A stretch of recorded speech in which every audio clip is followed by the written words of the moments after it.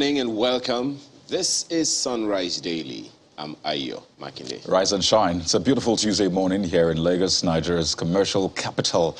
I'm Kayode Okikelu and you're welcome. Let's start your day off the right way. So many things happening as I speak to you right now. So let's try to review things that have happened as we, of course, look forward into things to expect today. We're talking about the papers review. And to do that with us, we're joined by Mr. Steve Nwosu, who is the MD and editor-in-chief. The Nigerian Express joins us live in our Lagos studio. It's good to have you. Nice to be here. Good morning, guys. It's been a while, Quite actually. an age. Absolutely. Yeah, It's good to see you. We've been in the trenches. Okay. Which of them? The trenches of life, struggling for Nigeria. You know, it's interesting how that word is used now. Different people. You see billionaires say we've been in the trenches as well, but hey, I would love to be in that kind of trenches. Yeah. Well, let's get into Mine the wrote trenches of the dailies, shall we? Yeah. We're starting off with the Guardian newspaper, Mr. Nwosu. Well, it is what it is. Quarter to 2023, as we say, so you'd expect majority of the stories to maybe focus on the agitations, the permutations. So this is what you find on the front page of the Guardian newspaper today. North plots to retain power. Afenifere Pandef, others allege. And you have riders right there. Obi, Umahi, Ngige, Okorocha, Anyim, others meet over zoning. Nigeria must give Southeast a chance, says Clark.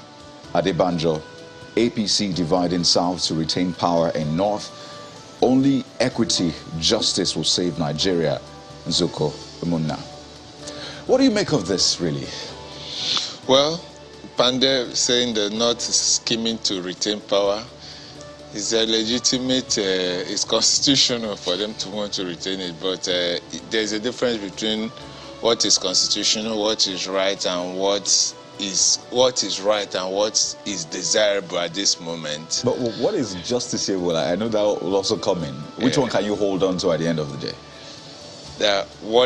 I would rather say whatever will keep the country together. It's where we should go, and not any other talk about you should come to this zone, you should go to that zone.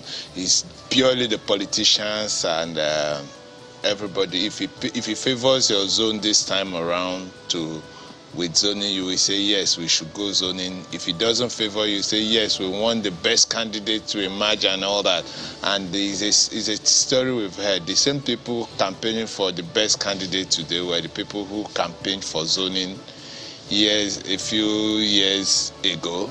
And the people campaigning for zoning now were the people who were saying something about we let the competent, wherever, from whatever part of the country it comes, there they come. But then there's basic injustice in the system, and we need to fix it. Whatever we fix it, that's where it should go. You know, you said something quite instructive. Whatever will keep the country together. Is it not good governance that will keep the country together, that will keep the nation? I mean, people would look to government and say, yes, we're getting what we really deserve together in democracy. So is it not good governance we should be talking about here? It's good governance, but we have to count A before we count B. We've gotten to a situation where it's like when you say good governance, there's no guarantee that you will get that good governance with whoever is coming. So if we've gone the way we have gone, it's just like I was saying, census, if it's good governance, for goodness sake, then we can be talking of good governance, but we can't just, you can't have it and Ayo will have it and some other person will have it, and when it gets to the other person to have it, you suddenly change the goalposts and start talking something else. Good governance we need, but the good governance, zoning does not remove good governance. Does it guarantee good governance? Nothing guarantees good governance. It can, even the best candidate we've had, the most qualified person can come to that place and begin to mess up. Nothing actually guarantees good governance, but at least you can have stability in the country. That which you can control, you control. Then the ones which you can't control, you can leave that to God or to other factors. But that which you can control, control it. Well, doesn't that sound like we're giving an excuse for those who are supposed to do a job and don't do it? I understand the element of what you're saying, but it's like we're giving them an excuse to not perform. No, the truth is that that is not really by way like an excuse, as it were. We have a system that just doesn't work. We have refused to make work. You're guilty, I'm guilty, the society is guilty. We don't hold our elected public officials to account. Instead, we sing their praise to oppress us the more. And if we don't get, like they say, every society gets the type of governance it deserves and stuff. So it's not, we are not giving an excuse. If we want them to do the right thing, there are things that have been put in place to make them do the right thing. But if they are not doing it, then it's not. We are not going to say because the Southeast is asking for it now. I said no. Let's talk about the best candidates. Luckily, the Southeast also has some of the best candidates. So what? Okay. Clearly, we're just scratching the surface with all of this, and a lot of this is going to happen at the political party levels. But it's understandable. Everybody's interested. They want to see what will come out of this. But take a look at this other story. There's a picture on the front page of The Guardian that shows subscribers waiting for SIM card replacement of blocked lines and to link their NIN. And under that, you see NIMC server glitch invalidates linked NINs, leaves subscribers stranded. Page 2. Have you had to, hustle to get your NIN and SIM linked or even get registered? Is this something you've gone through as well? Luckily, I escaped it. How did you? No, because I did all that pretty early. So while they were just going, I did the national identification. I'm sure I've had it now for more than 3-4 years, and so. Almost, I think that period was started. So once they started saying link, I just took a few minutes one day and linked mine, and that was just it. And I never had any of my lines blocked. I wish 70 million Nigerians. But I think I'm not in support of this call that they should reconnect and all this, and because I have experienced what unregistered lines can do, and. I had that. I came close to it when my wife was kidnapped, and it was a messy thing. You had a number, there was a name, but there was no face, and all those kind of things. The address was not so many loopholes on the number, so you couldn't even trace the number. So, but I think if you didn't get it done, well, unless they're talking about giving them another chance to fix it, but that they should throw those lines back into the system, I'm not for it at all. So they should actually just remain barred. That's what you think? They should remain barred. But what about people that have to do business with this? For some, by the way, they had done it, but they still get messages from the service providers. In fact, take a look at this one. Glitch invalidates linked NINs. There's a glitch, like you said, but the glitch I had was I want to upgrade my line. Oh. And I got, after filling all the forms and doing everything, and they now told me that it's a network issue, that your NIN is not linking up, your NIN is not correct, and this is the NIN I've used for so many other transactions, so many other processes, and it went through. And suddenly you're telling me it's not correct. So there's a network issue. Those are issues that can be, if we have those genuine issues, for goodness sake, we can actually correct them. It's just like this issue of voters register and all that. If you don't have a PVC, there are 1,001 reasons why people wouldn't have PVC, but you can, if you just make out time for it, you will just sacrifice a little, you will get somewhere. All right. There's so much more on the front page of The Guardian, but hey, we have other papers, so let's leave it there for The Guardian newspaper. The leadership newspaper is also as concerned about 2023 presidency. And check out what it has on its own front page. Maybe a little different. Citing fairness, Southern Middle Belt leaders make case for Southeast. And then there are two riders. Go and put your house in order. Afenifere tells Igbo politicians. Northern stakeholders warn against pitting North against South. Which of these captions catches you? Go and put your house in order. I should have said I saw that coming. No. You know, for me, like this issue, I've never really been a fan of this issue of zoning, but I believe that for equity, if the presidency is not going to the southeast, it should go to the north central. For whatever reason, yes. The one party will say it's a PDP can say in the north they have only had 2 years of PDP presidency in the north. That is, on the south that had the rest and all that. But it's just like when you drive on a road, in Nigeria, you don't want to know whether it's federal road or state road. I was listening to Minister of State for Transport, Bemi Saraki, yesterday or so, or I think it was on channel. Said once you drive, this government is not doing anything. You don't want to know if it's federal road or state road. I went to Ekiti the other day. Unfortunately, it was federal road that I traveled on most of it, and the roads were bad.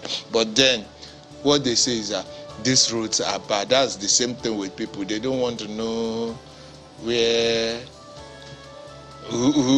how you sorted it out. The important thing is that whether it's APC or PDP, the important thing is that the north has taken it, the south will take it. Once it comes to the south, let's look at southeast. And if it's going to the north, can we be looking at north central and let this thing go round? But then put your house in order. I always say people is that yes, there's a need to some putting of house in order.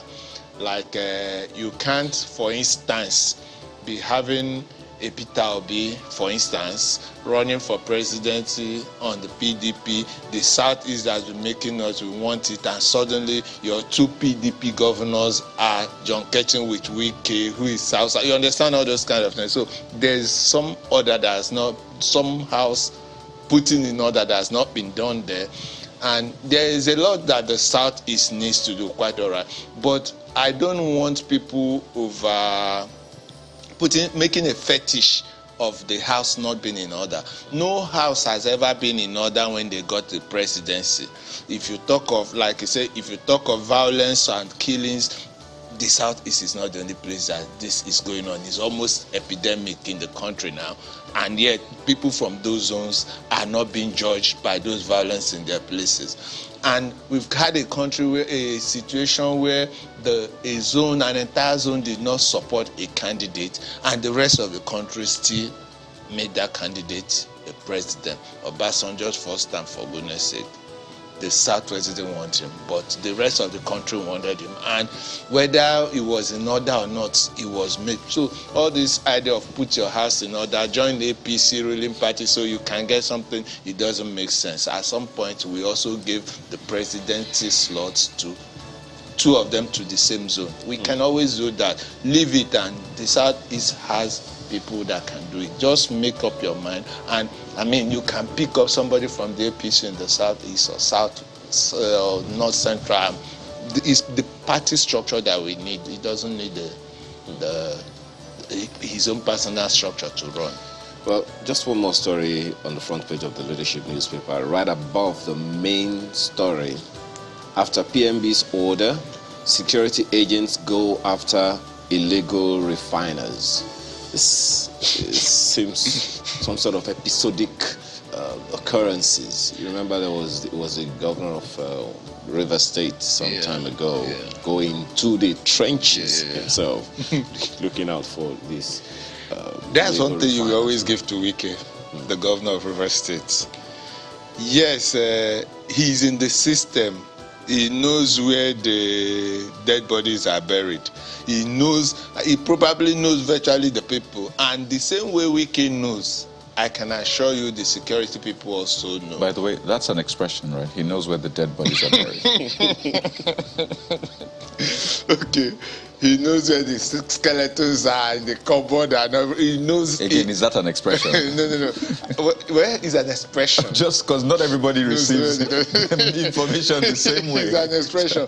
Now he's in the system. Sometime when the Rivers one was happening, some people say, "Hey, these are Wike's friends. Somebody wants to contest governorship. He knows that he wants to cripple him. He doesn't want him to have funds, and he's going after his business." Goodness, the business was illegal bunkering, illegal refining. There was soot all over Port Harcourt. Those were the contributory factors. So if it went for them, good. So the same way Wike went after them, Hope Uzodinma could have gone after them in his state. Dere could have gone after them in Bayelsa. But the allegations they were all making is that because Wike, that it's happened in my state in Mona, and they are saying, hey, that the people came from Rivers and all that. But the truth is that Wike made Rivers, if it's true, Wike made Rivers uncomfortable for them. So they ran to where they think they can find some kind of solace. If those governors had made their states uncomfortable for them too, we could be talking about an end to this thing. And then the security people is every time it happens they make no. But you remember even while Wike was doing his, they were fingering security persons that were some, including a policeman that said owned one of the illegal refineries and all those. So it's the security people should, let's just be honest, they are not doing almost enough. But then the headline here says security agents go after illegal refiners. Is that to say that they didn't know they were there before or what? That's the official position, that they didn't know it was there. But the truth is that you can't call yourself a security person and an operation that is that huge is going on in your domain, and you say you don't have an inkling. You have SSS, you have police, you have army, you have, and all that. I mean, come on. They should tell us another story. Well, speaking of another story, it's on the front page of the Nigerian Tribune. Well, it's the same story, honestly, with a twist to it. Tinubu, Osinbajo, others on wild goose chase at Ibanjo. Clark, others say it's southeast turn, and I believe we have talked about that this morning, different angles to that particular one. But this one has been trending, not on the front page of the dailies, maybe on Twitter. Elon Musk buys Twitter for $44 billion. So, I mean, if you're watching Sunrise Daily this morning, go on Twitter. Let us know what you think. Use it. Ask him Twitter. Yes, Elon Musk's tweets now. I mean, what's your thoughts on this? 44 billion USD is a lot of money anywhere in even in heaven. Might be some sizable money. So when they said, when we read that the Twitter board were reluctant and all that, I said, come on. Everyone has a price. Come on. But you know, when we're reading James Hardy Chase, there's something they call the whiff of money. The whiff of so I guess, but let's see what he does with it now that he has taken. Let's see what transformations or whatever it's going to bring to it or what. Because Twitter is a very, very important tool. Yeah. In fact, one of the most important social media platforms yeah. in the world right now. So I imagine. Well, you know what? The coming days will tell us. Page 2. By the way, there was another angle in the newspaper that talked about Nigeria's deal with Twitter, that how this might affect it. Recall that we had our own issues with Twitter, and government said, well, we have come to an agreement. They're going to register, do this and do that. So will this affect it? Will it not? Remember when you buy a business, you buy both assets and liabilities. Okay. So I don't think whatever agreement we have with Twitter is threatened. If they renege on it, like Mohammed can as well renege to and ban it again, and we'll be back to square one. Does it change anything? Does it change anything for you that it's going from public to private? What? It was always in private of some sorts. Of sorts? Yeah. Okay. That's why it was even sold anyway. I think Twitter will remain Twitter. It's just some other person will be counting the pennies. Okay. All right. That's the Nigerian Tribune. This one. By the way, there's that one. It will be injustice if I don't contest Osinbajo. So another angle. And what was his name? The old man we use in what is it called? This perennial critic of the president, former friend of the president, said both Osinbajo and Tinubu will not get the APC ticket. That was also, let's see. But then, so many people push him, but asking him to run, it's also fair to acknowledge that so many people out there also think that he's the right man for the job. He's the right man for the job. Even if the PDP people will be honest to themselves, for a long time they were scared that if Osinbajo gets that ticket, they'll be in trouble. Unfortunately, the APC, so many things are unraveling. So Osinbajo might not have the kind of support from the APC that he would normally have needed. But then everybody knows that he's a good candidate, and people have been calling for him, and it will be unfair to those people calling for him if he says, I'm not running. So but then there's the aspect of the Tinubu. So you're saying APC should put his house in order too? APC every day, there's no, if APC were not in order, if their house were in order, they wouldn't be thinking of a Jonathan angle and all those things at this moment. But that's just another. You think there's a Jonathan angle? Well, at least we've been reading it and we've been following it. There you go. There you go. We've seen all the things going on. And what I said, so it means I can also wake up tomorrow and pick a form. You don't have to be an APC member. Well, they have adjusted their. They've handed they're almost running a caretaker committee, even though they have a chairman now. The NWC has handed its power to some other person, and the chairman, the ESCO has handed. Oh, the NEC has handed over too. So it's, I think they might just make a few presidential, or they might give a few presidential orders, and you never can tell. But let's wait and see. The days are pregnant. Well, Vanguard newspaper has this one on its front page. 2023, Buhari deceiving Jonathan, others.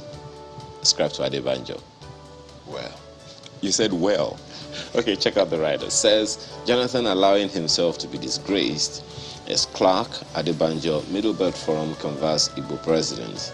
Igbo have competent patriotic people, ascribed to Clark. Southwest should take the back seat for now, says Pogu. Stories on page 5. What do you make of this?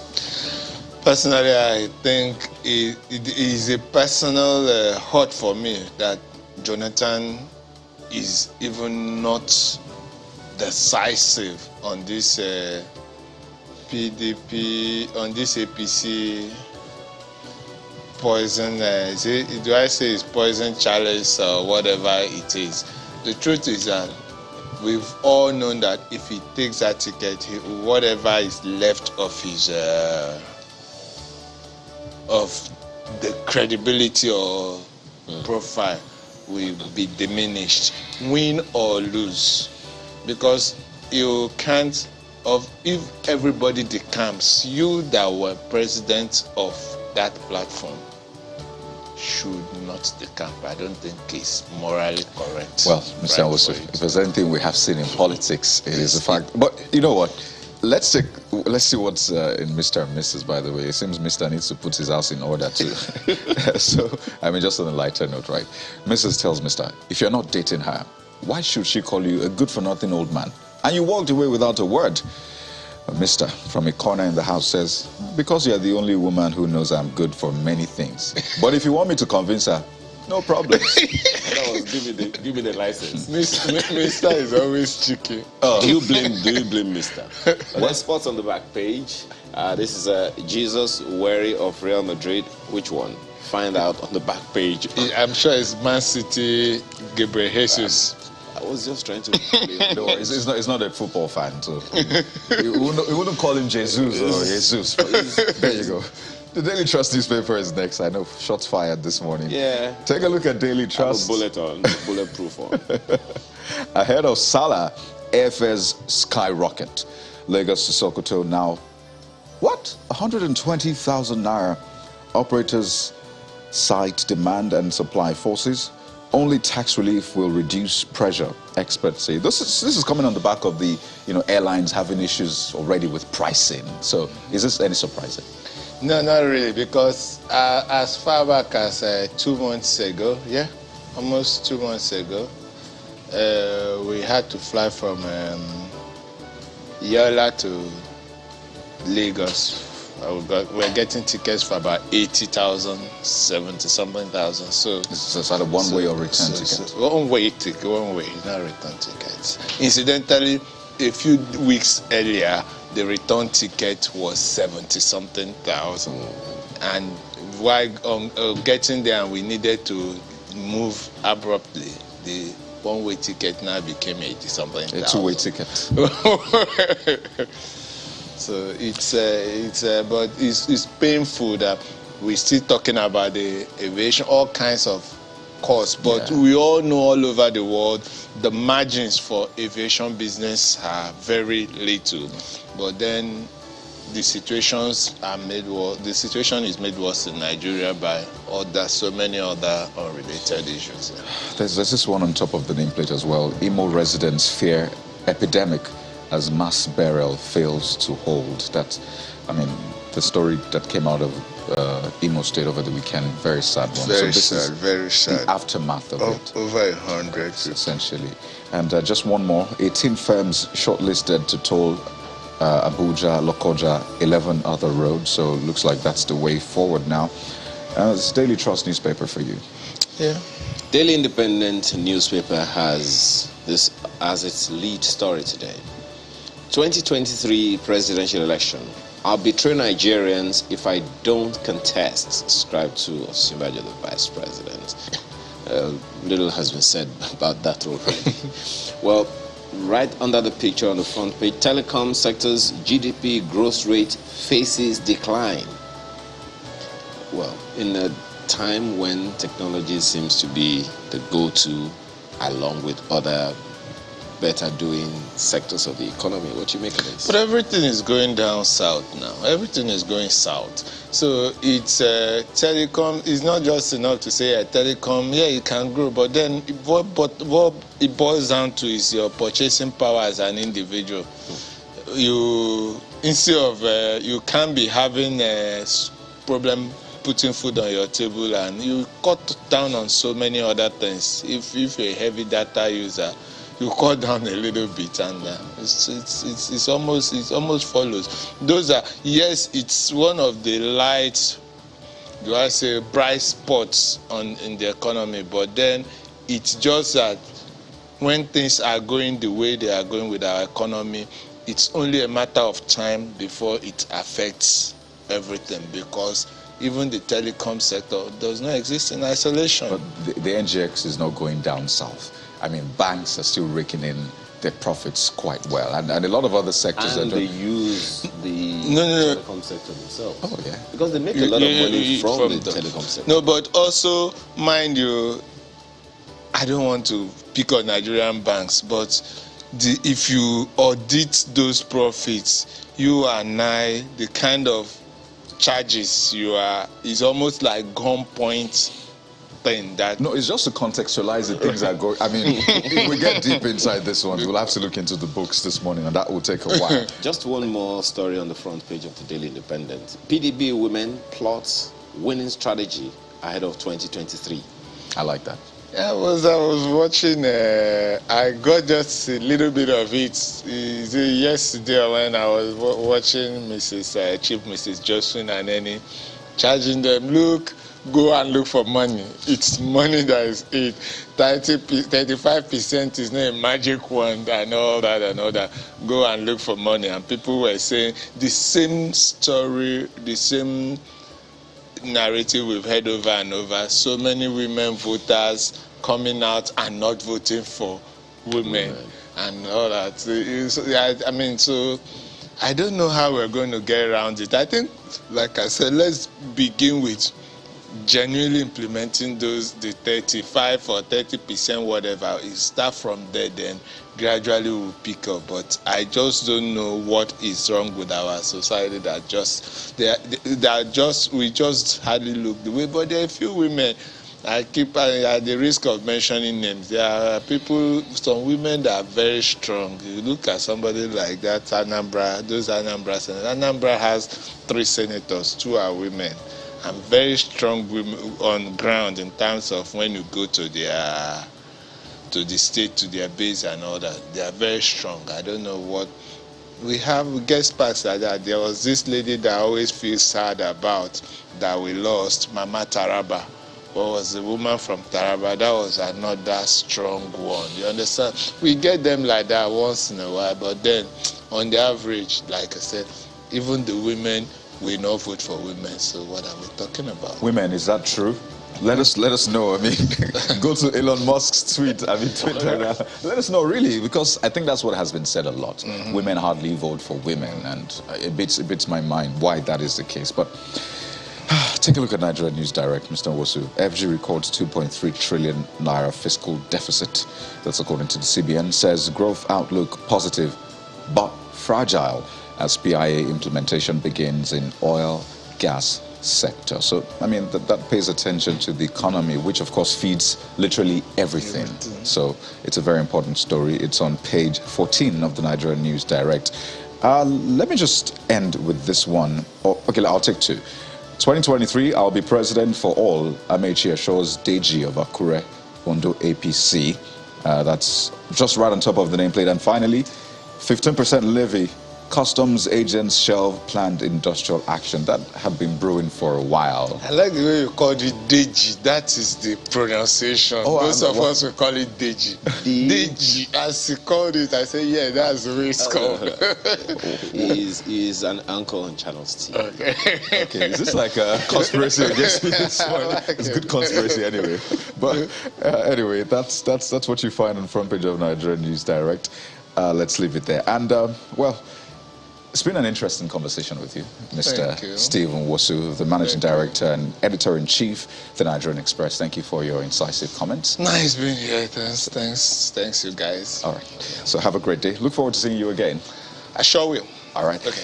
So there you go. Look at the dailies this morning. Different stories. I'm sure a lot of them piqued your interest. But we'll go on a break now. And when we return, we'll pay attention to one of the stories. Really sad one. We don't want this to happen again. But how do we shelve that? That's what we'll be discussing in a moment. So please join us again.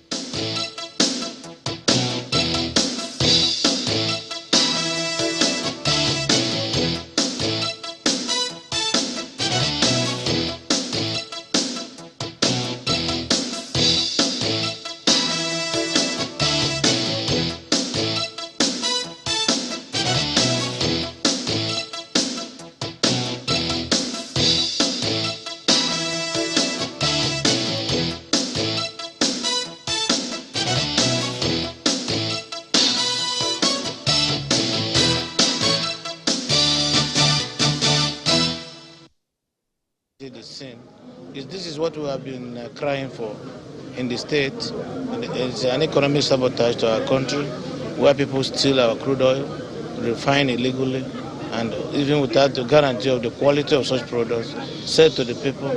And some people suffer engine failure and all sorts of problems with their vehicles as a result of these illegal activities. So people must be law-abiding. People must refrain from taking into any activity that will amount to national economic sabotage, criminality and all that. So it is a very wrong thing. That does not mean that I'm not pathetic for the loss of lives associated with the incident. It's unfortunate, but also I want to use that to, through that, advise those who are still in that practice to desist from such activity.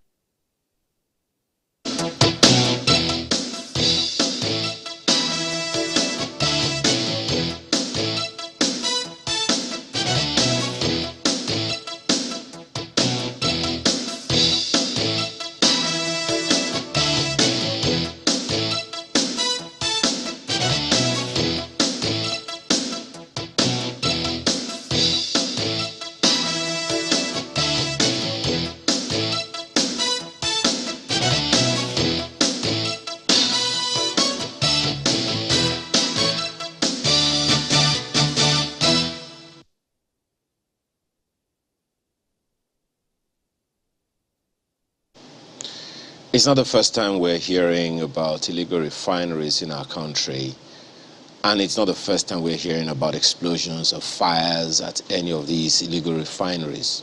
What is shocking is that we continue to hear these stories from time to time, and this one happened in Imo State, most certainly troubling. Let's have some background and some updates on that story with Declan Emeulumba, who is Commissioner for Information in Imo State, as well as Ifeanyi Naji, Head of Operations NEMA in Imo State. Both join us virtually. Thank you, gentlemen, for joining us this morning. Well, let me begin with you, Mr. Commissioner. What is the update of this scenario? We hear, of course, the president has given an order, and the Imo State government has also been speaking about this. What exactly is new? Well, thank you very much for having me. I must say that, first of all, the state government deeply regrets this incident, and we have already sent our condolences to the bereaved families. Well, right now, we are trying to ensure that, well, first of all, the environment is cleaned and fumigated after the mass burial, which is going to take place today, because, you know, the victims were born beyond recognition, and it's difficult to identify who they are. So the only option left is a mass burial. The gathering of the remains started yesterday, to be concluded today, and the mass burial will take place, after which the environment will be fumigated, so that at least those living around there will be sure of their environmental safety. And so that is the update in terms of what has happened there, what is going to happen there by today. Well, Mr. Naji, let me ask you as well, because I know that you've been at this, and then some information. This question is for Mr. Ifeanyi Naji, Head of Operations, NEMA. I understand that you have been getting some information. I don't know if there is any other update other than the 110 death toll that we heard before.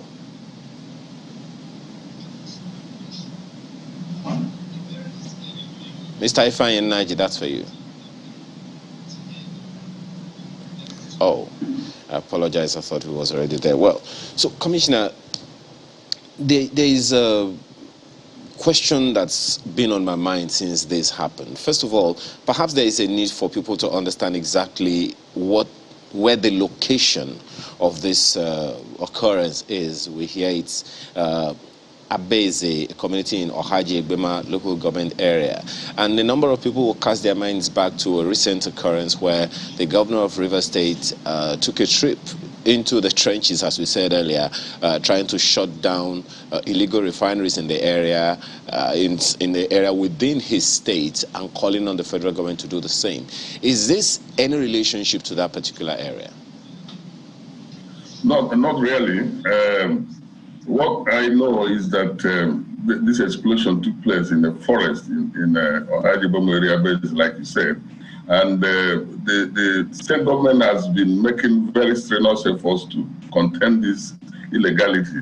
Just about 3 weeks ago, the government set up a committee headed by the Commissioner for Petroleum to collaborate with security officials to stamp out this illegal bunkering. So we have been concentrating on doing whatever should be done to make sure that we stamp out this illegal bunkering, of course, using the security agencies. So, the place is really close to Rivers border. They have a border with Rivers State. So maybe the place that you are referring to could be close to there, but it's not the same. But one other question that comes to mind for me, Honorable Commissioner, is, I mean, you said just 3 weeks ago the state government was trying to get ahead of this occurrence so it doesn't happen. Is this something that is just started, maybe like a month ago? For how long has this been on that the state government has been aware? Illegal bunkering has always been there.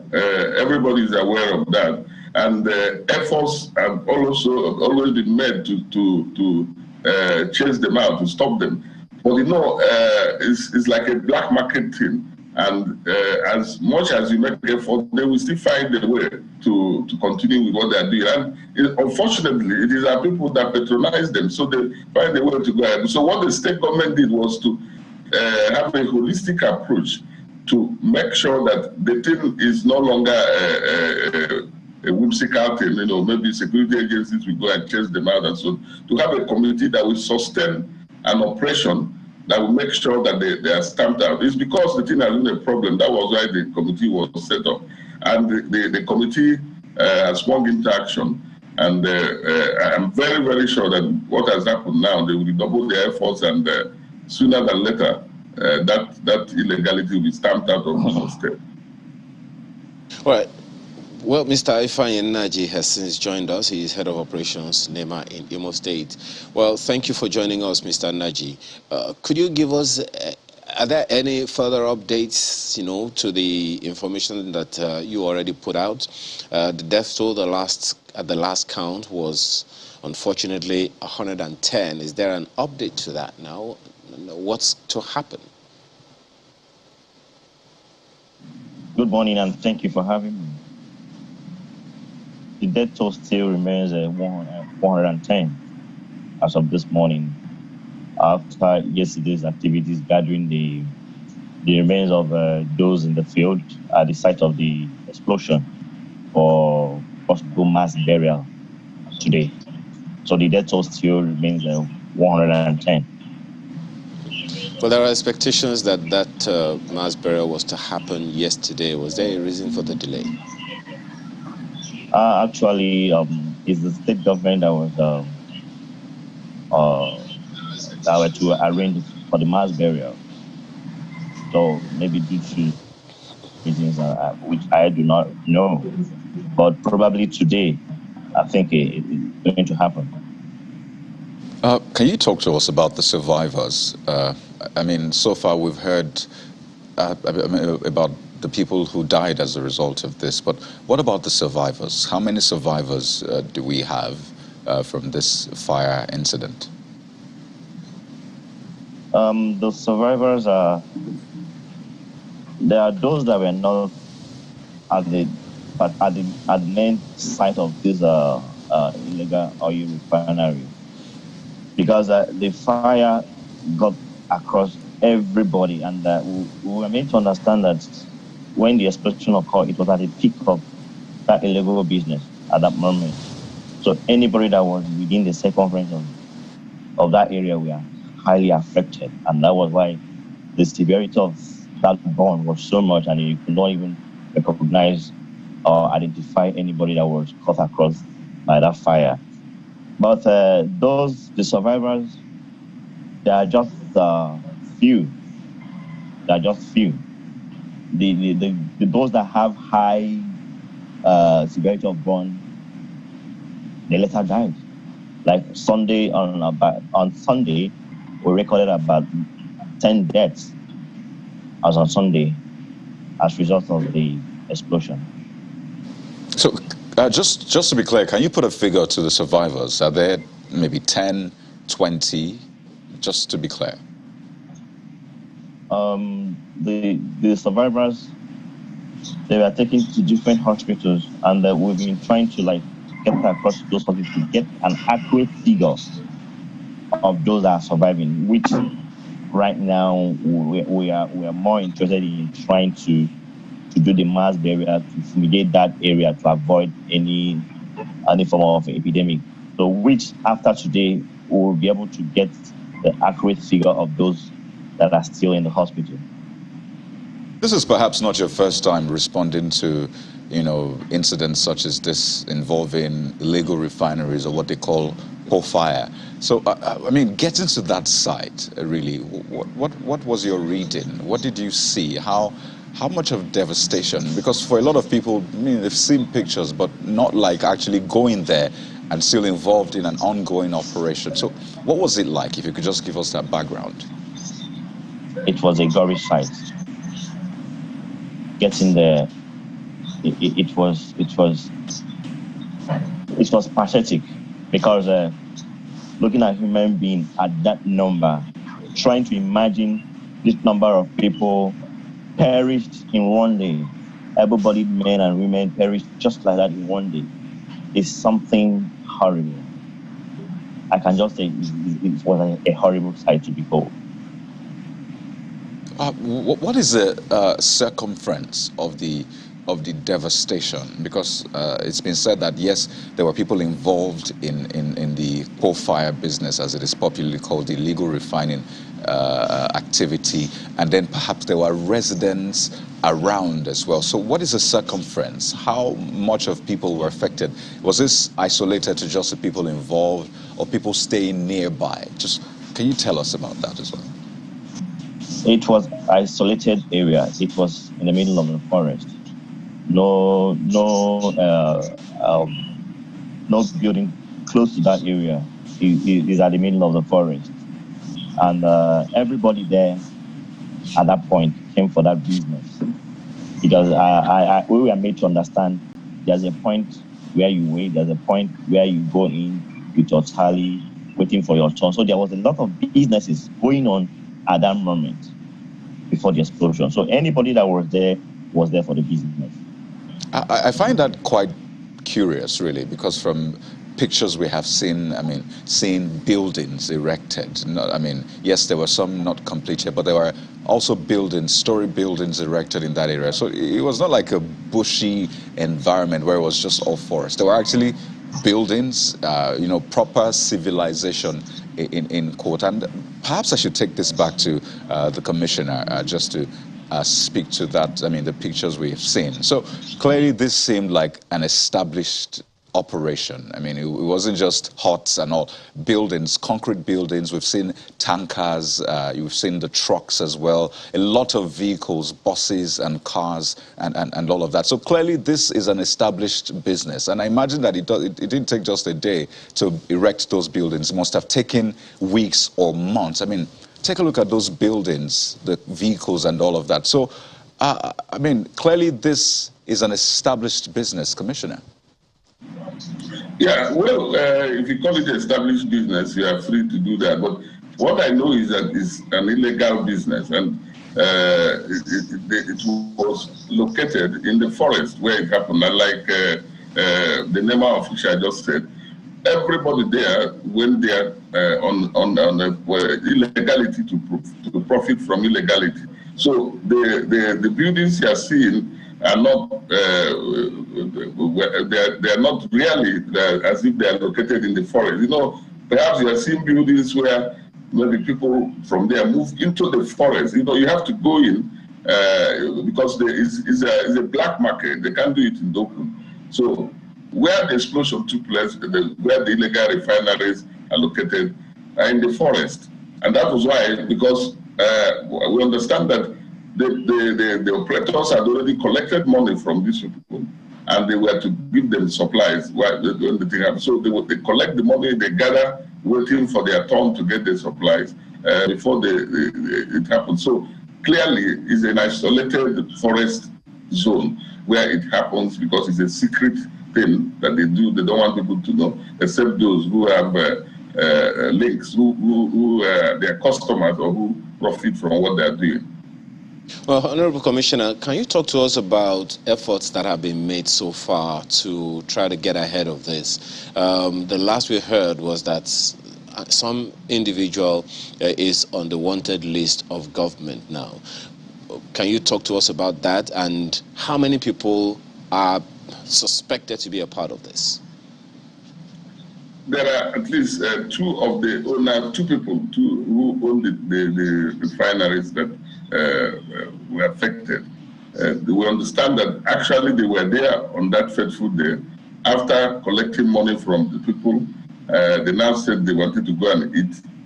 Before they started dispensing, their boys started dispensing. So when they heard about it, they took off and on the run now. But police is searching, and they are known, they are not strangers, they are from the community.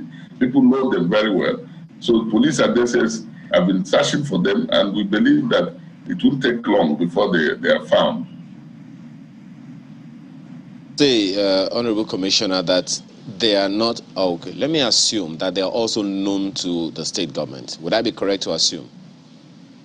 of course, it will be correct in the sense that at least the Honorable Commissioner for Petroleum is from that area. In fact, the thing is within his village. So, and these people are from that area too. So he knows them. He is aware. He knows them. So if he knows them, the government knows them also. But the reason I asked that question, Honorable Commissioner, is if we have known these individuals to be in illegal business for so long, how come they weren't picked up before this election, this explosion took place? You know, I try to explain to you, this is an illegal business. It is something that they do like a hit and run thing. It's done in the dark. Efforts have been on to stop them.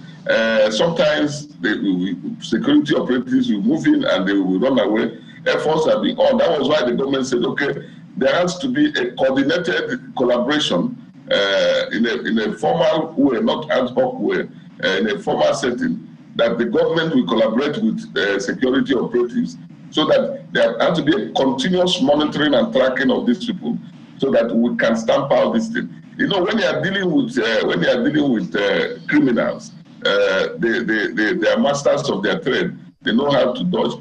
But when the team became a menace, government said, no, there must be a way to stop this thing once and for all. That was why that committee was set up. It's just like asking, how do I put it now? In some neighborhoods, people know those who terrorize them in terms of being armed robbers and so on. But the police might find it difficult to get them because they don't know when to come in and when to go out and so on and so forth. But, so knowing them now is not like knowing them that we have been interacting with them. I just told you that the commissioner is from there. And when this thing happened, they mentioned the names of the people. And he said they knows them to have come from the village. So that is why we believe that it is going to be easier for us to be able to get them. Please explain this if you can, Commissioner. So we've seen the vehicles there, you know, the cars, the trucks, and clearly they weren't dropped on that site. They had to drive all the way, maybe from the city center or wherever, to get there, because eventually they'll still lift the product and head back to wherever it is they're heading to. That's on the one hand. I mean, we've seen buildings. To erect buildings, you have to, you know, get trucks to, you know, ferry the sand, the concrete and all of that, make blocks. So this is not hit and run from all indications. It's not a hit and run kind of arrangement. I mean, this is, again, I use the word established. So are you saying that all of this was happening? I mean, people going back and forth, you know, the trucks also, the trailers going back and forth, without the government seeing or hearing at least anything about this?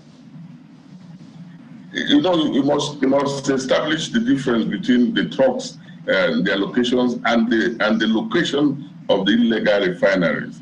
That is very important, because if you see trucks moving up and down, you cannot immediately determine where they're coming from or where they're going. These refineries are not located in an open place. That is the truth of the matter. And until you get in there and they are one of them, that is when you will know that something is happening there.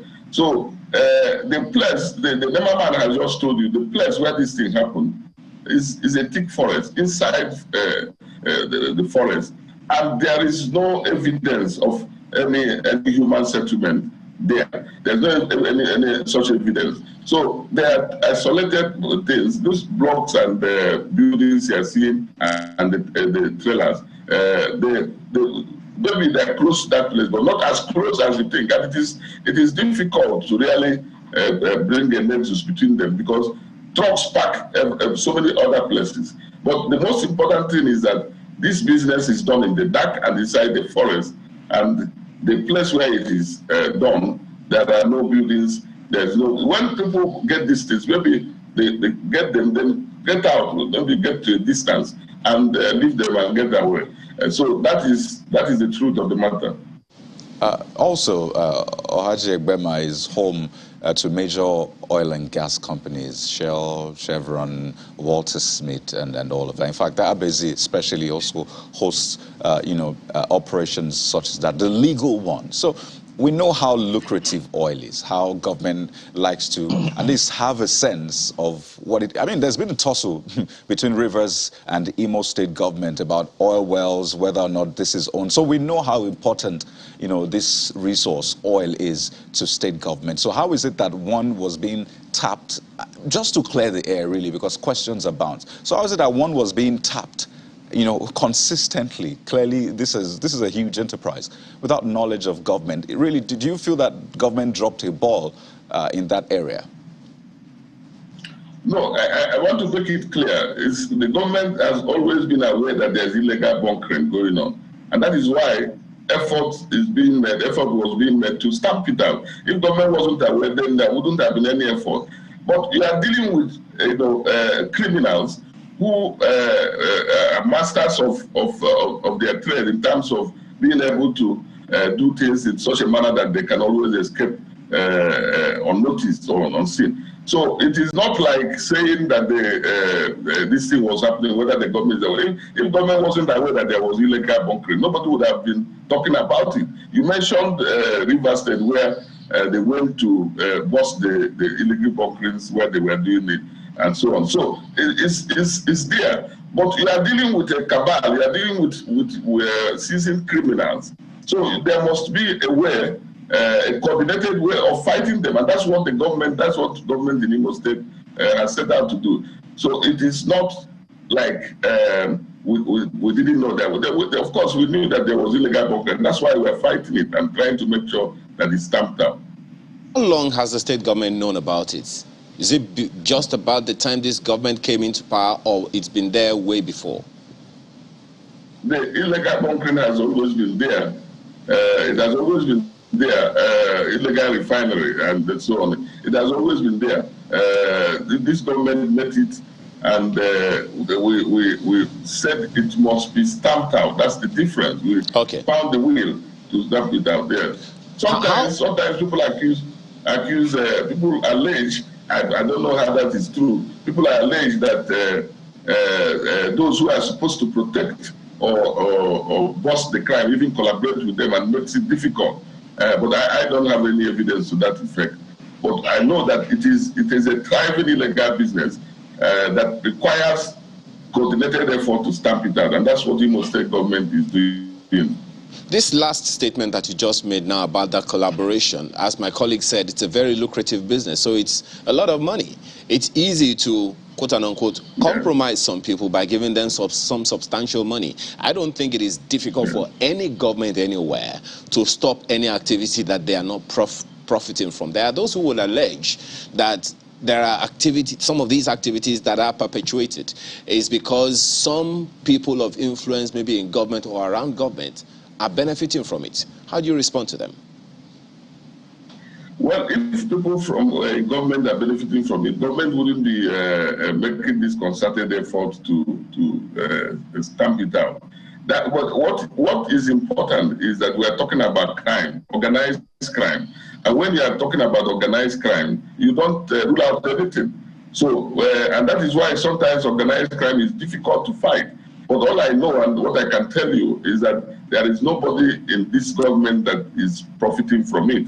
Otherwise, it would have not been possible for the same government to set up a committee, empower the committee to collaborate with security agencies to stamp it out as a matter of mandate. So, but I know that in an organized crime such as illegal bunkering or refinery of crude, so many things come into play, and you are dealing with a well-organized. Well, Honorable Commissioner, these rhetorics sound quite exciting, right? But at the end of the day, 110 Nigerians have lost their lives because government is trying to do what government is expected to have done to prevent these lives from being lost. And it is most certainly tragic. I'm sure that the state government itself is heartbroken about this. Another leg of collaboration is that the land that these people are using, is that of the land these people are using? Is it government-owned land or private-owned land? Well, first of all, by the Land Use Act, every land belongs to government, but that land is a community land. And I want to make one point very clear, that it is important for us to know, no matter how sad and regrettable this is, this incident was provoked disaster. Everybody who went there on illegality. They went there to sabotage the economy of this country. They went there on illegality. In as much as the government regrets that they died in the process, but we must also acknowledge the fact that they themselves chose that path, that perilous path, because they knew that what they were doing was very illegal, and they decided to back on it. It's like somebody who decided to commit suicide. Well, if he dies, you sympathize with him, but it doesn't remove the fact that it's a deliberate decision. So, as much as it's painful, it's not like as if government precipitated it, because they, on their own, decided to be thriving in this illegality, as dangerous as it has always been, and which they are aware of. So we regret the fact that they died, but it doesn't vitiate the fact that the entire exercise was an exercise in illegality and condemnable exercise at that. Just before I bring in Mr. Naji, I'd like you to answer this one as well. How many arrests have been made in the light of the discovery of this illegal refinery? I was going to call it Bofire, which is the term used a lot there. How many arrests have been made? Well, I must say that, like, the much I know is that security agencies are on the lookout for the perpetrators, the culprits. I think they will be in a position to know whether they have made any arrests so far or not. If they have not disclosed that to us. But I know that they're on the lookout. They're very, very seriously and tenaciously searching for the culprits, particularly the owners of the two illegal refineries. How many illegal refineries have you busted in the past? Because you said you've tried to clamp down. How many had you hitherto clamped down on? It's like something you go in, like I said, maybe you have information that people are doing this somewhere, doing this or doing that there. You move in and try to chase them. They run away, you probably won't find. And you need to do something more than just moving in an ad hoc manner, going to chase them and so on. So you've never clamped down or busted any, is what you're saying? There have been one or two occasions where some of them were arrested. You know, there have been one or two occasions. I can't be very specific now, but I know there have been one or two occasions where some of them have been arrested and properly dealt with. But the thing is a widespread thing, and a lot of people are engaged in it. So it is a known fact that the NCDC has arrested some of them in the past and paraded them even. So it's not like we have been sleeping, but like I said, they are very, very determined. These are determined criminals. They are arresting them doesn't stop. Pardon me, I need to take this to Mr. Naji. As we close now, pardon me, I need to also get Mr. Naji's thoughts on this. Well, Mr. Naji, tell us about the operation now. Is there still an ongoing, I don't know whether it's called a rescue or recovery operation at the site? Actually, right now, there's no rescue operation. All the dead bodies on the site have been gathered together for mass burial because we went as far as moving around the bush to find out if there's any possible casualty inside the bush. Like we had on Saturday some running through the bush, trying to run away from the fire. So, but right now I think we have gotten all the dead bodies gathered together for possible mass burial today. That it's just thinking about the magnitude of it alone is saddening. But I understand that there's a river close by as well. Was that also responsible for maybe some of the deaths that was recorded at that site? Yes, there was a river called Orashi River. Due to the heat, some of them tried to run to the river. Unfortunately, some were drowned. It's quite unfortunate. It's it's a very pathetic story and the situation as it happened in that community. Is there a possibility that the death toll will rise? Because listening to some of the residents, they believe there were hundreds of people there, but so far the death toll has been put at 110. Is there a possibility that might rise? Yeah, there's possibility, and we're still on ground trying to do some search with the help of security operatives on ground, and if there's any possibility of seeing any dead body, we still make it public as we continue search and rescue in that area. Right, thank you very much, Mr. Ifeanyi Nnaji, Head of Operations, NEMA in Imo State. Thank you so much for your time this morning, as well as Declan Emelumba, who is Commissioner for Information. Both gentlemen joined us via Zoom. Thank you so much, gentlemen, for the work you're doing for the country. Thank you so much. Thank you so much for having me. Sunrise Daily continues in a moment. Please stay with us.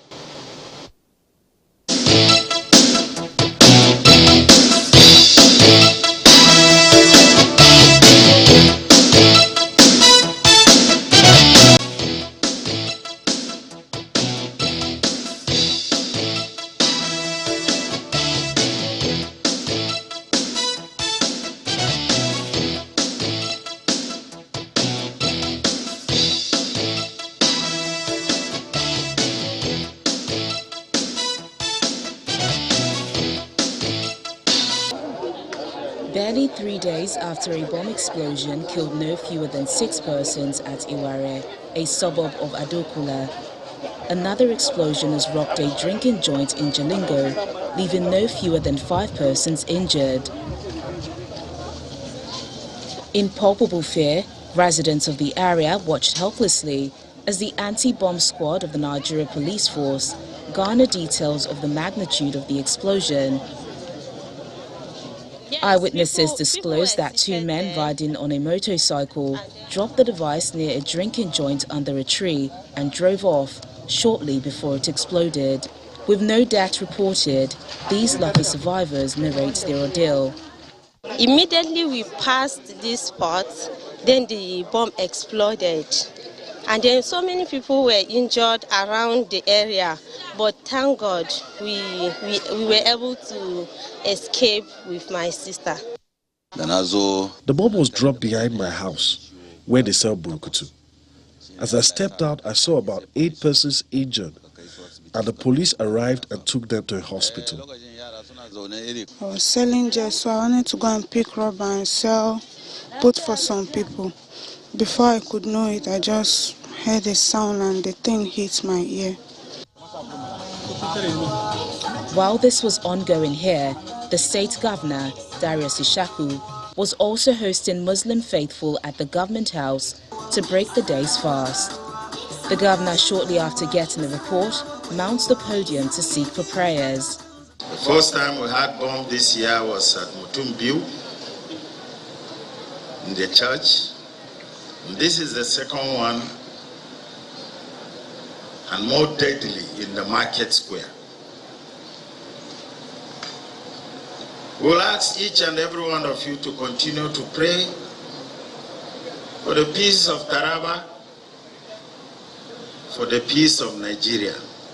For many residents, the state government, alongside security agencies, must develop drastic security measures to nip the situation in the bud.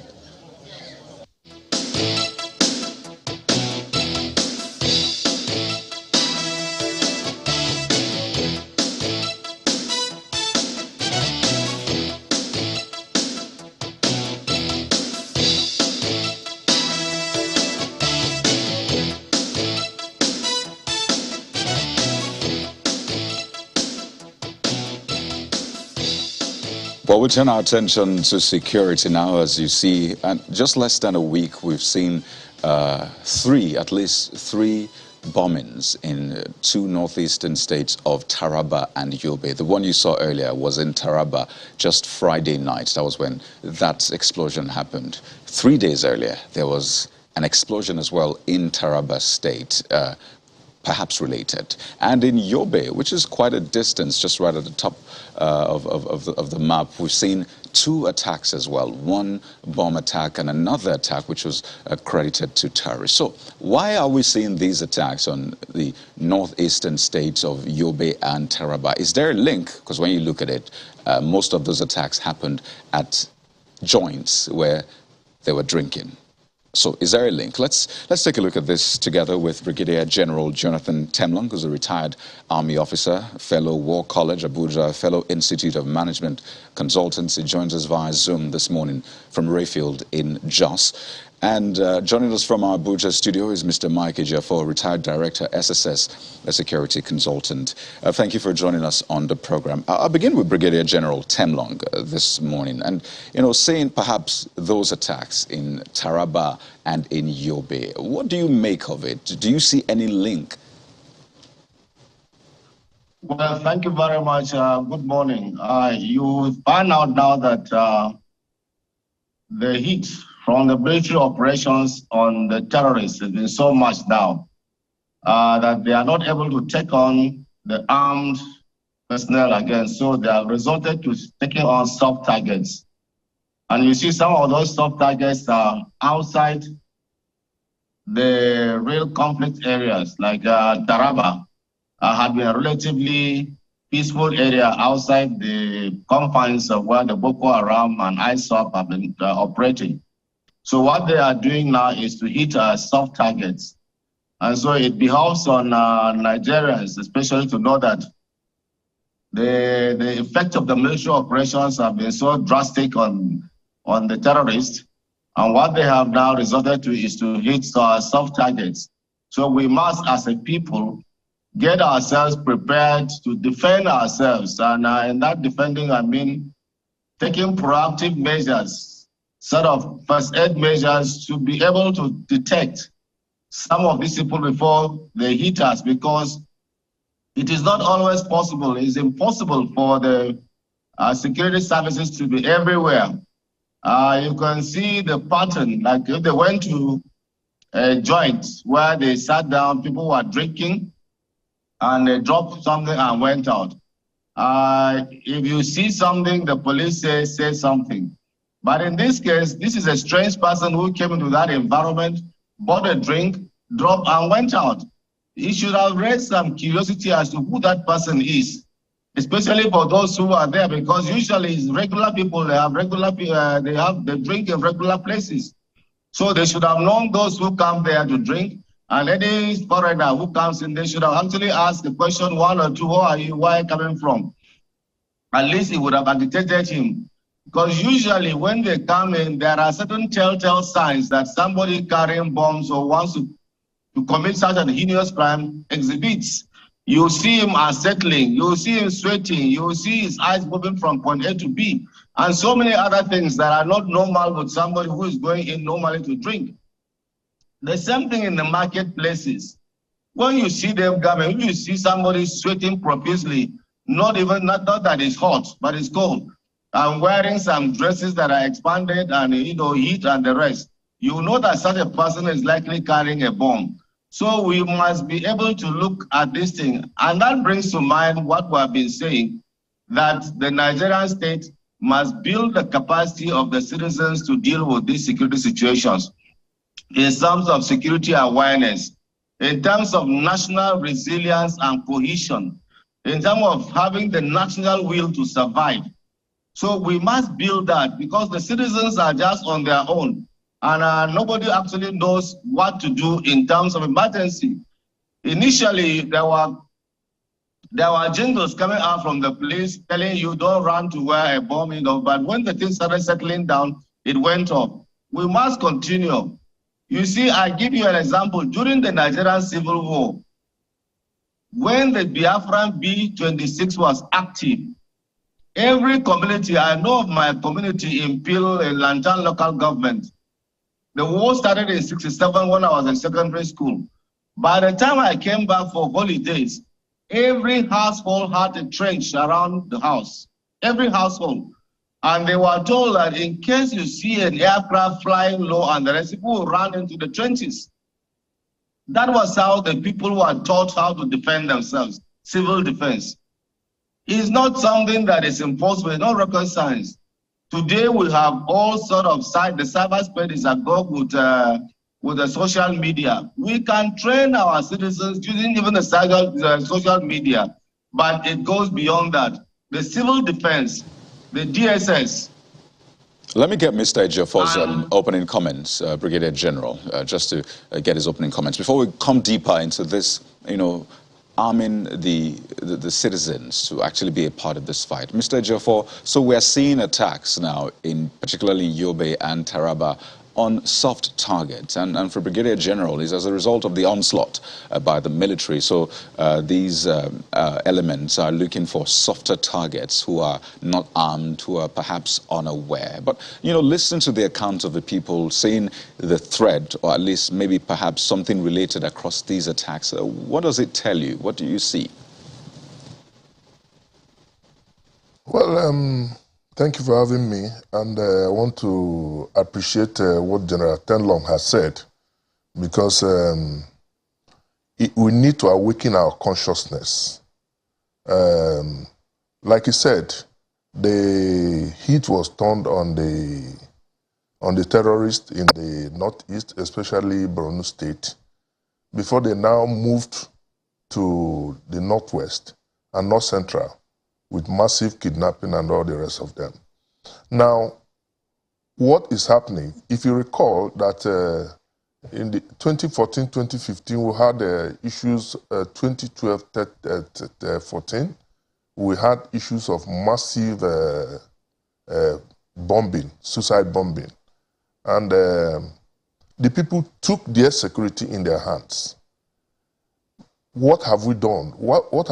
Why have we left those measures put on ground? We let down our guards because we felt everything was okay. And the terrorists operate on deception and diversion.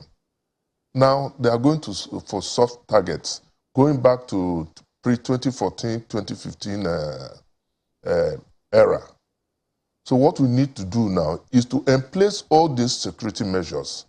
You see, people took their security in their hands. You go to churches, you go to mosques, you go to marketplaces, you see people being searched and questioned.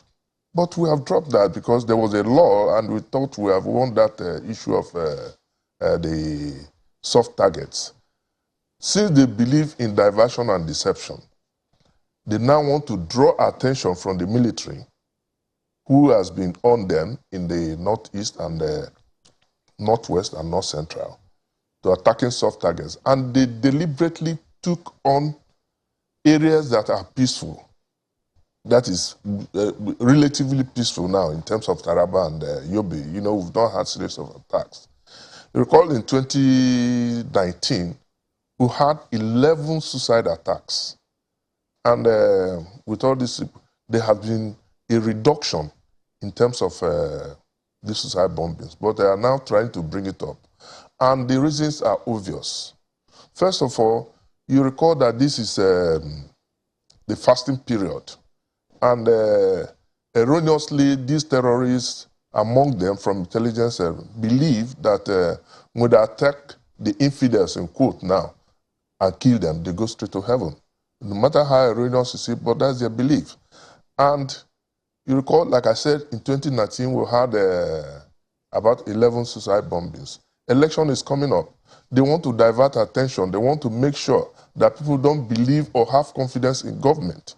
And that's why they continue to do this. So I think the government, the security forces, on their part alone, cannot provide security. So we need to take our security in our hand by placing those measures.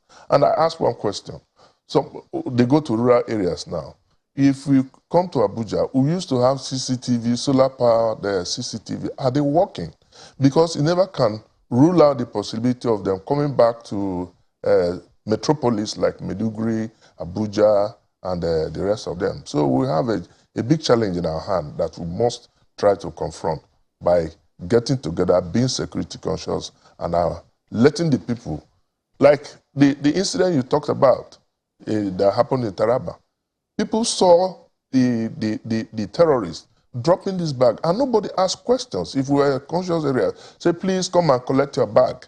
And in the process, maybe he would have died alone. And fortunately, people did not die, but we don't have to wait for people to die before we take action.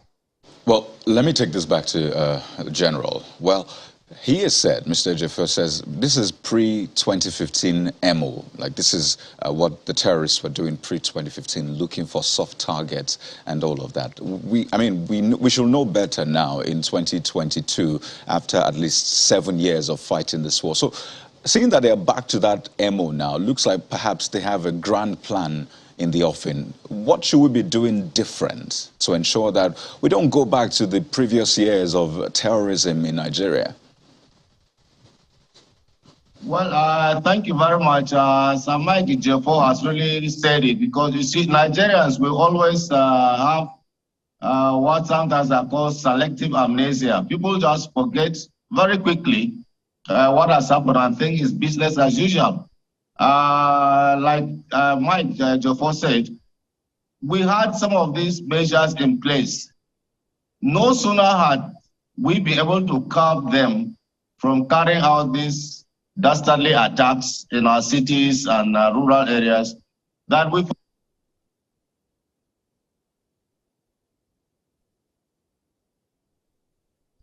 mosque and the rest. Lost your audio for a moment.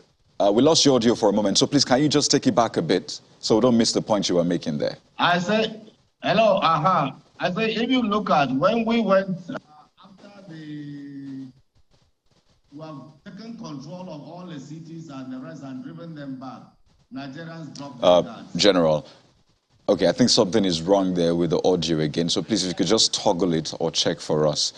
We don't want to miss that point you're making, quite vital point you're trying to make there. So let me just double check. Are you back now? Hello, are you hearing me now?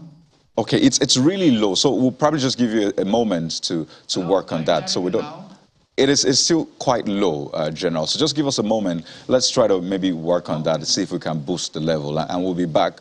But let's take this to Mr. Ejiofor for a while. But General, please hold on to that thought. We'll come back to you on that one. So, Mr. Ejiofor, your thoughts, really. So, pre-2015 MO, we're seeing a trend. Do you think that perhaps this period we're in is also responsible for these attacks we have seen on, areas where people are gathered drinking both in Yobe and Taraba states? But also, if we say that we need people to be a part of this fight, I wonder what kind of psyche we need to ensure people have so they can actively be involved. Because for a lot of people, they're even scared right now, so they don't want to be involved with anything intelligence, giving information and all of that. So how can we build the psyche of the people to also know that we're a vital part of this fight? No, we're not talking about intelligence now. We're talking of protecting ourselves. The first law of nature is self-preservation. Pre-2014, 2015, when this thing was on the rise, you recall that churches, everywhere you go, there were measures put in place to check these people, preventing Okada motorcycle riders from getting into crowded areas. You remember what happened in Madala? So this is a festive period. It's not just a coincidence. These people are planning, and I'm sure too, the security agencies are on top of the game by trying to ensure that they are waking the consciousness of the people. It is very critical because you cannot post policemen everywhere. They don't have the strength in the first place. So we need to, but when I say taking our security in our hands, it's not like confronting the well-armed terrorists. We are talking of these people who you can easily identify by their mood, like General Tenlong said. You see, people, they'll be shivering, they'll be panicking each time they have their explosives on. So you look at such people. Are they people who are very familiar, or they're strangers in that environment? People should be able to notice that strangers are available. If you go to Republic of Benin, for instance, very close by, any time a stranger comes in, everybody knows that it's a stranger. But in our own climate, it's It's not my business. And at the end of the day, it becomes everybody's business. So we must be security conscious. We must look at what we do. We cannot leave everything to government. I'm not saying that government has no responsibility, because the primary purpose of government, of course, is the security and welfare of the people. But we also need to assist government to ensure that these measures will alert the security agencies. And again, what efforts are we making emergency responders? How fast will it take? What do we have in place to take these people? How long does it take to arrive at a scene? At the scene of what happens, like General Tenlong said, and generally, you see people rushing to that, taking photographs. Once an explosion takes place, there's likely to be a follow-up extension. So you evacuate the area. All these are things we should be doing to ensure that at least we keep ourselves safe. Mr. Ejiofor, this is really also about intelligence, because, I mean, the average person cannot combat a criminal or a terrorist. So they also need to give that information they've gotten to the security operatives. But we'll come back to that in a moment. We have General back, and I mean, the audio is good now. So, General, I asked that you hold your thoughts at that point, so please, you can go on. I understand the audio is back. Thank you very much. Thank you very much. I think what we should be doing is like what Mike Ejiofor said. We should be building our national resilience, national cohesion, and the national will to survive. The citizens must survive first. Like I always give the analogy of a first aid. You must be able to stop bleeding first before the medics arrive. If you are not able to stop bleeding before the medics arrive, you are dead. They will only come and carry the dead body. So also in this vein, the citizens must take responsibility for their security, because these people live with them. This person might have traveled all the way from Maiduguri to Taraba, or from Sambisa or wherever to Taraba, and he would have traveled inside a commercial vehicle.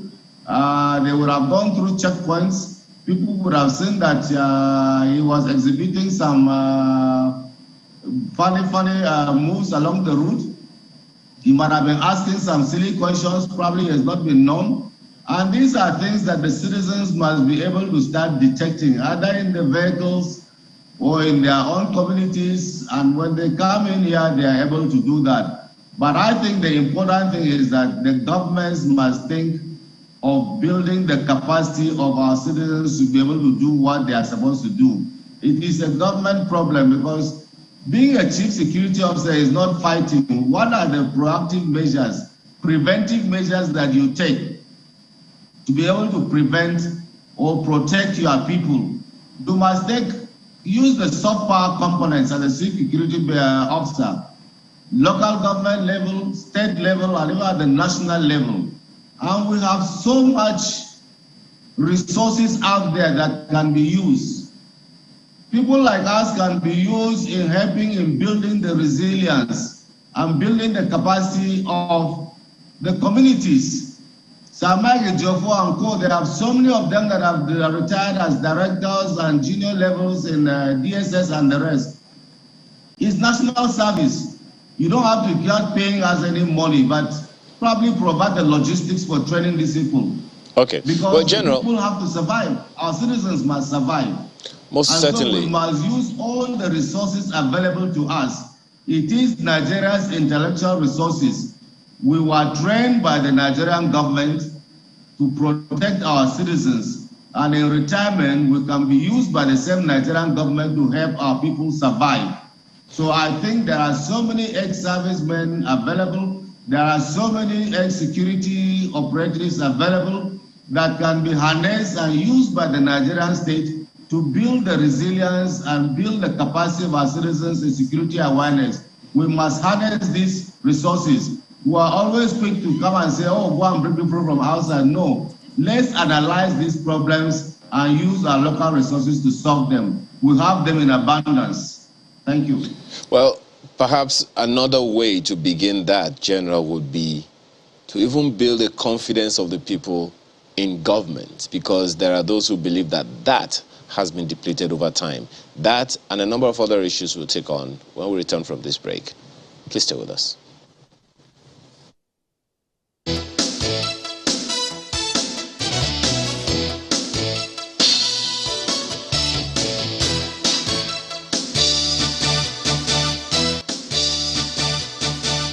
Thanks for staying with us. Well, General, you and as well as Mr. Jofo have been talking about, citizen engagement and all of that concerning the security thing.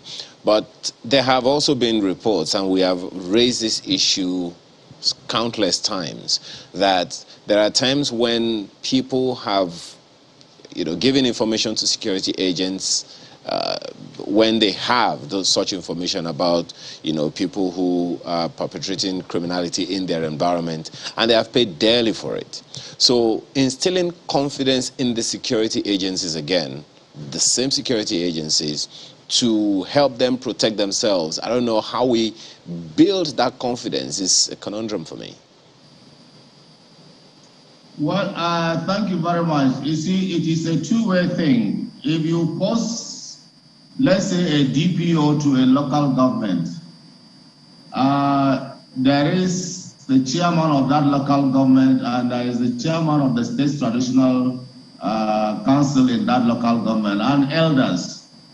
The first and foremost is that they observe that man, they should talk to him. He is here to prevent and talk. It is very simple. When you see a police operative or a security operative, or even a military man for that matter, hobnobbing with some of these bad people, they know them, they're in their communities, they know all the bad people, then you know that there is something definitely wrong.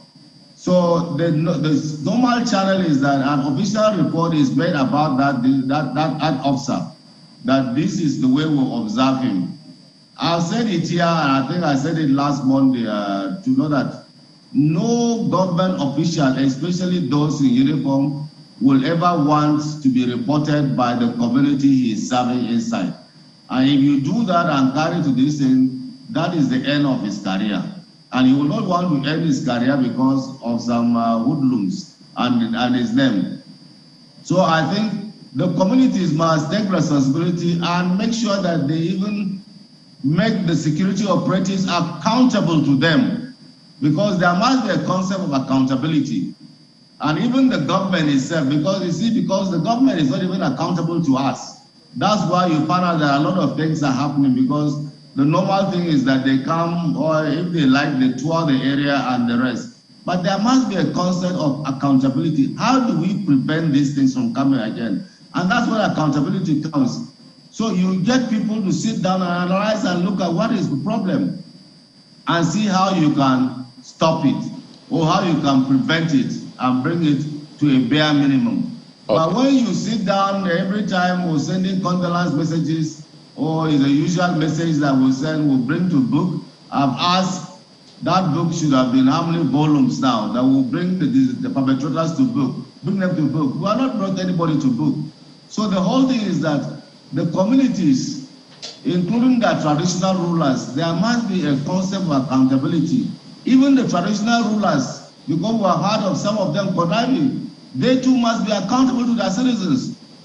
They were selected by selectors. They are supposed to be rulers of a people, custodian of their culture. And if they go against the people that they are supposed to protect and their culture, those people must hold them accountable. So okay. The question of accountability comes in here. So we must hold our elected officials accountable. We must hold our public officials accountable. We must hold our traditional rulers accountable. Well, Mr. Jofo, I suspect that you would agree with General Temlong, because, I mean, you have also talked about the fact that the people need to see, who sees something should say something.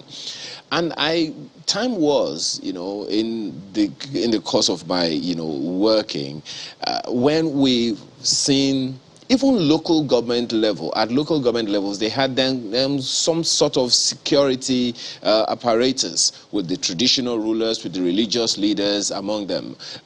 I don't know if you agree with what journalists talking about now, to hold, the people, the community leaders, in whichever guise they are at, we should also hold them accountable. The question then is how, because there are those who would say they don't even have any security apparatus to work with. So is this by any chance suggesting state level security or community level security apparatus at the national or state level, or what do you think? Well, I completely agree with General Tenlong.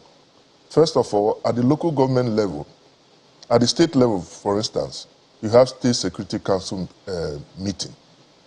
The Security Council, comprising the Attorney General, the Governor, the traditional religious leaders, and the rest of them. Almost all the agencies are represented.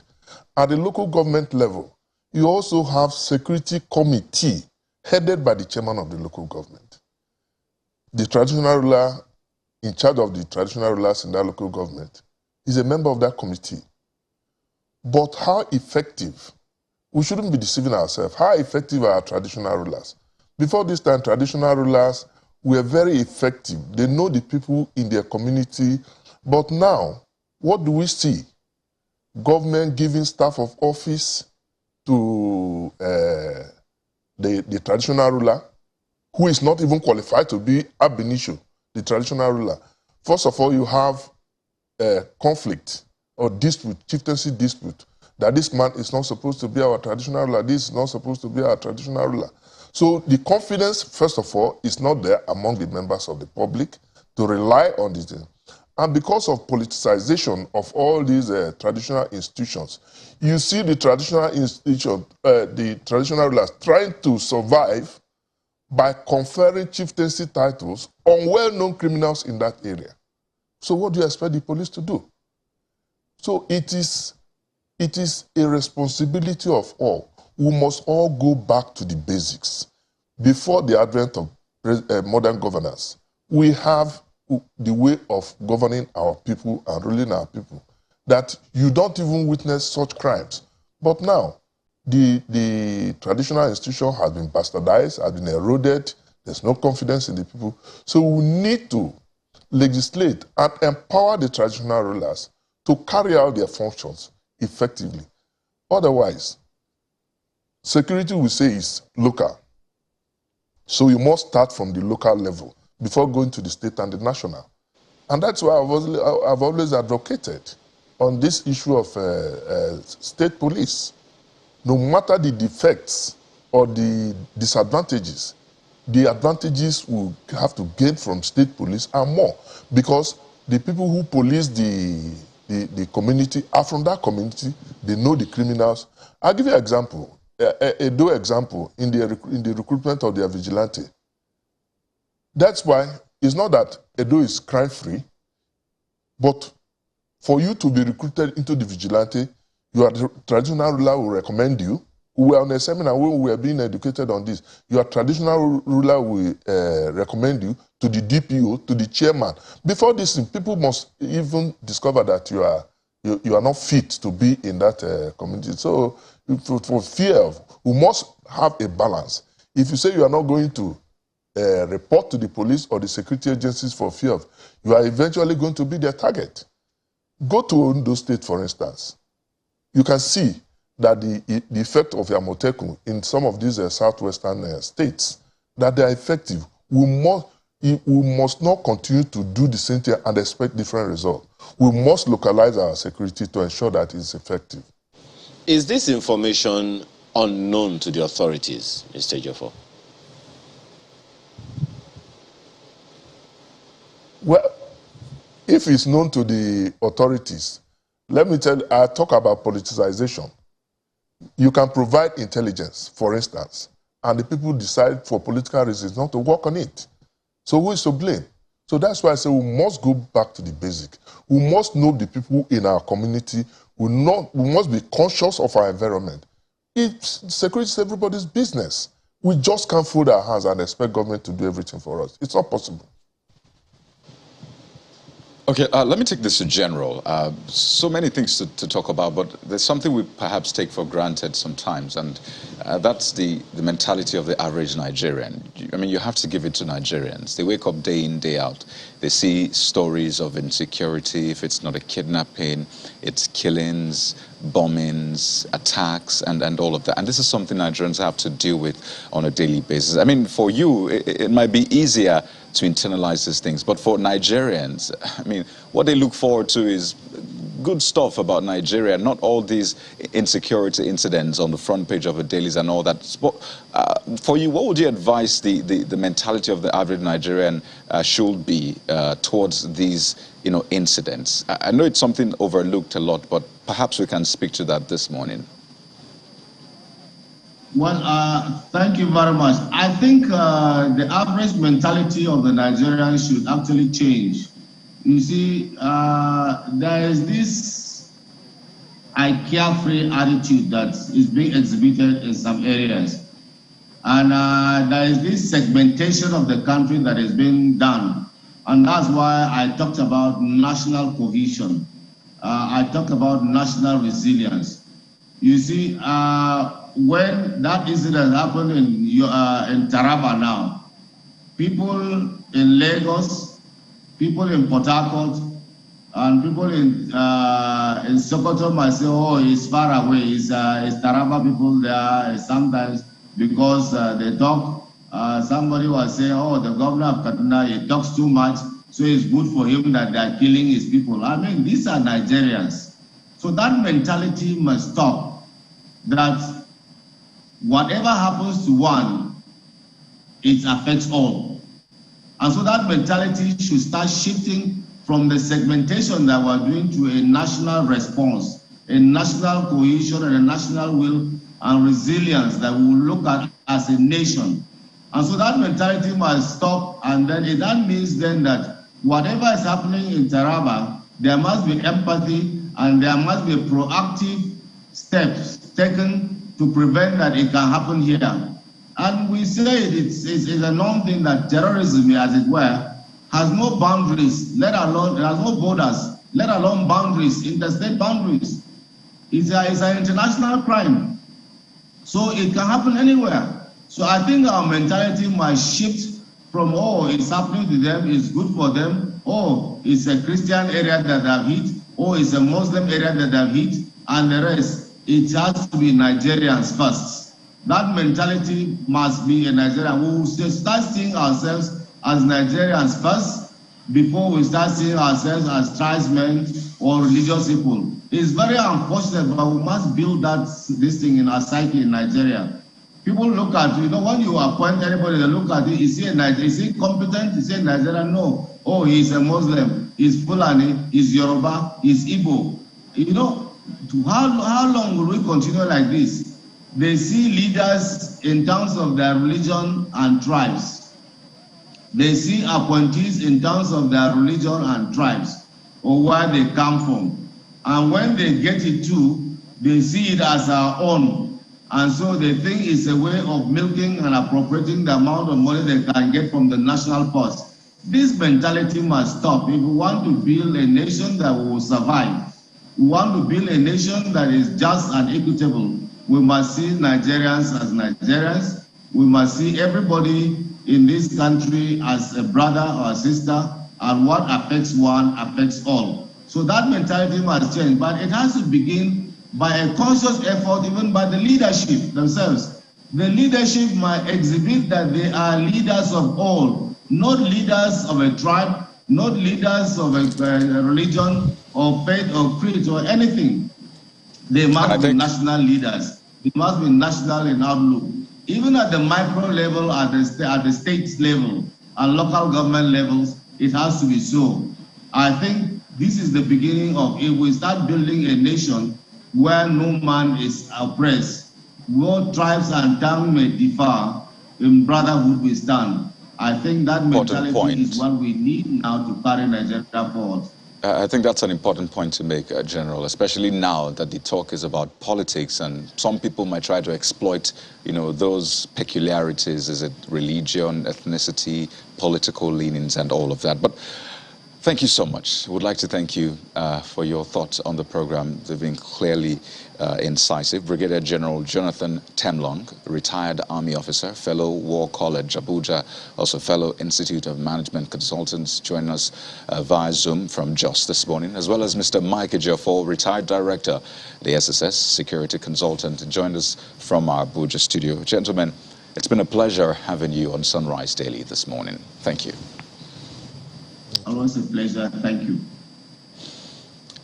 Well, your own contribution to the program is next this morning on the program, and tweets coming first.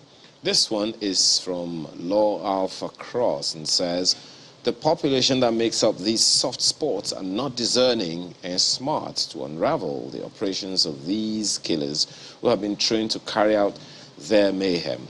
The people have to be sensitized enough to help the security agencies. I imagine some of them might want to differ on that that point. Take a look at this one from Enakena. We're still on Elon Musk's streets now. Pardon me for saying that. Government at all levels must work together to degrade this rebirth of incessant attacks by these renegades or outlaws. They're becoming emboldened once more. If we don't seek foreign help when we can, it may be too late, he says. Comrade Dari says, self-preservation is a universal. It's a universally accepted law. Securing lives is largely within the confines of all Nigerians. Government needs to empower the citizens with a soft method of self-survival in order to assist security agencies in the fight against terrorists. Well, take a look at this one from Max Zimmers. I imagine you wanted to say, this fire disaster should have taught us a lesson. But alas, we seem not to be learning from history. Imagine the number of lives lost then and now. When are we going to wake up? That's the question this morning. Really, a huge question, given that what the commissioner also said about the people themselves taking responsibility. Festus Akimboyewa says bunkering has been a big problem for decades. Sadly, it has been allowed to fester due to lack of concrete action to tackle it, because too many people, including big guys, are benefiting from it. What happened to the task force set up by the federal government to tackle oil theft? Question needs to be answered. Yet another question put out this morning. Next is an email from Dr. Peter Idialu saying oil and gas operations are high risk even when operated legally, and that necessitates enforcement of a high safety standard. The illegal refining activities do not have the relaxed ambience to operate safely, and thus there will be recurrent safety incidents leading to serious injuries and fatalities. It's high time that the federal government clamps down on the illegal operators. Henry Owunono on that same issue says the following were apparent from the discussion this morning. 1. There is no attempt to conduct proper autopsies and DNA testing, as it is the best practice for disaster victims identification. This could have identified the victims, their families made known, and perhaps sources of unexplained stupendous wealth exposed. All those opportunities will be lost. Mass burial, unfortunately, has become our national gold standard, even in the year 2022. Number 2, the state government appears to be washing its hands off the disaster, even remotely, after failing to take up the fight against illegal refinery operations, knowing that Ohaji Egbema is contiguous with River State.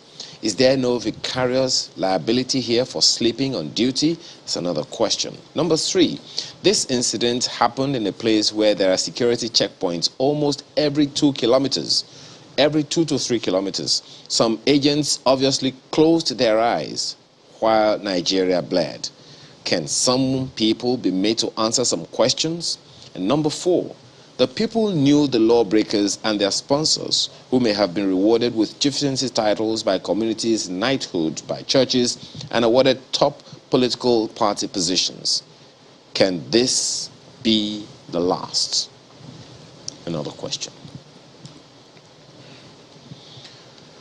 Well, more and more questions. As you show today, I'm Ayo Makine. Have a wonderful day. Well, let's do what we ought to, not just what we can, to make Nigeria great today and always. I'm Kayode Kikiole. Have a beautiful day ahead.